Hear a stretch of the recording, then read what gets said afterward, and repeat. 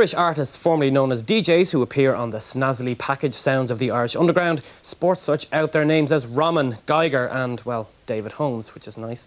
Indeed, there are more words on the sleeve than there are on the record, so if you like your music all drums and bass, this should really blow your hair back. Still, lash it on, hit random play and see if you can tell which track is which. So much for artistry, or has artistry just moved on?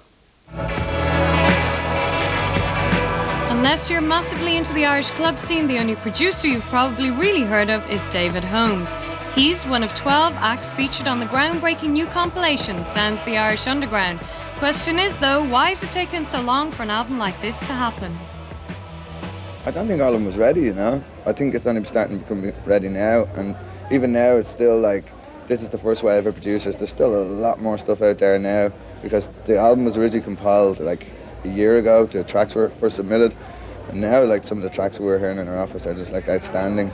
I think the time is right now. I think before maybe the acts weren't ready, or the major labels weren't considering Ireland as a place where they could hear that kind of music, but the time is certainly right now. I mean, there's enough good clubs in the country to make it obvious.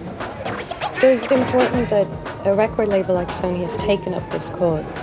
It's majorly important because they're the ones who made it happen, you know what I mean? Like it takes a major company to give it such a big push and get, you know, such a good roundup of press and, you know, all that scenario. You can't get that with an independent because you don't have the resources.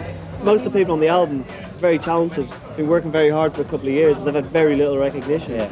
But now someone like Sony getting involved means, you know, all of a sudden it's got access to a lot more people, and I think that's the most important thing about it all.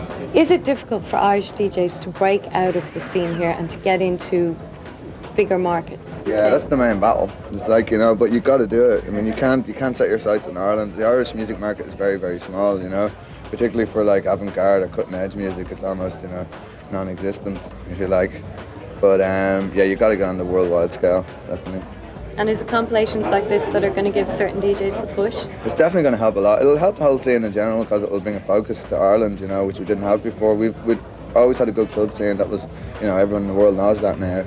But like the production has never been brought to light, and now that it has, I think, you know, it's going to hopefully help a few of the guys out. We left 8 years ago, so we had to go. There was no Irish scene at all.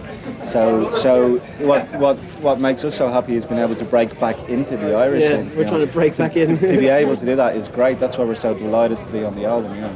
Ireland has an amazing reputation within dance music. You wouldn't believe it. I mean, it's where you want to play. All DJs in England, they really want to play in Ireland. DJs from all around the world, because they find that they get the reaction they get from the crowds. There's so much energy.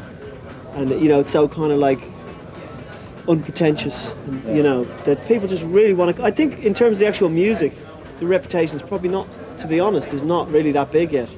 Hopefully this is going to be a step towards it. So this album, you think, is like majorly important? It's certainly very important for us, and I think it's a real step forward for Irish dance music. Yeah. You feel the same? I'd say so, yeah. I always agree with him anyway. All right, last question. How do you defend yourselves against people who say that you're not real musicians? You're basically anoraks with computers. Large boxing gloves. I don't have to, you know what I mean? That's music there, you know what I mean? Me banging my foot is music, a dog barking is music. It's only, you know, purists and retro people that are going to say that we're not musicians. I can't play an instrument, but I can produce and I can use a computer. I am a real musician, that's what I'd say to them. I mean, a lot of our, I think sample-based music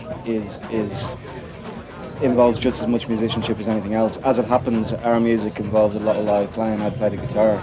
You know, there's a lot of live music in our music anyway, but as far as purely sample-based music goes, if you can arrange a piece of music that makes someone want to go out and buy it, you are a musician. Simple as that. We're the future of music, you know. we're always changing. People who do stuff like us, dance music, not exclusively, but we're stretching the boundaries and we're changing music. And all the kind of like traditional rock kind of bands, they do. A lot of those bands are great, but they're all heavily influenced by what we do, and it's changing what they do. When you own a sampler, you can't be a purist, because what a sampler is, you can put any kind of music into that sampler and then turn it into what you want to say with it. So purism doesn't come into it. In this day and age, you know, sorry about this, real musicians, you don't need to be a real musician anymore.